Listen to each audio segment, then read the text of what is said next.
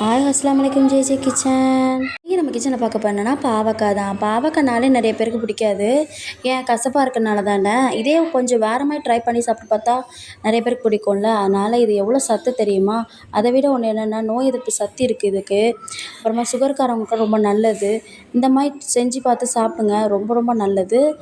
அதுக்கு முன்னாடி பாவக்காய் நல்லா கழுவி க்ளீன் பண்ணிவிட்டு நம்ம ஸ்லேஸாக வெட்டி எடுத்துக்கலாம். எப்படி பிரியாணிக்கு வெட்டுற மாதிரி வெட்டி எடுத்துக்கலாம்.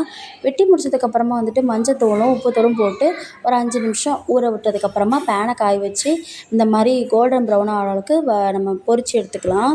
பொரித்து எடுத்ததுக்கப்புறம் ஒரு பவுலில் சேவ் பண்ணிக்கிட்டு அப்புறமா நறுக்கின வெங்காயம், தக்காளி, பச்சை மிளகா, அப்புறம் கொத்தமல்லாம் போட்டுட்டு ஒரு ஹாஃப் லெமன் எடுத்து நல்லா ஜூஸ் புழிஞ்சு விட்டுக்கலாம்.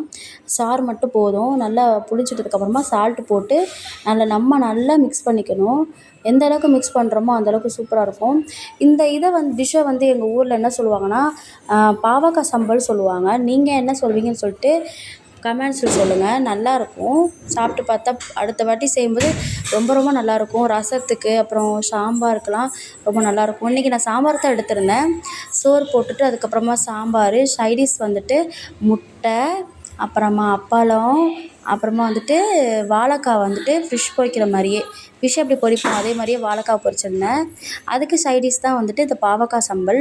சூப்பராக இருக்குங்க. அல்டிமேட்டாக இருக்கும். நீங்கள் செஞ்சு பார்த்துட்டு எப்படி இருக்குன்னு கமெண்ட்ஸில் சொல்லுங்கள். பிடிச்சிருந்தா லைக் பண்ணுங்கள், ஷேர் பண்ணுங்கள், ஃபாலோ பண்ணுங்கள்.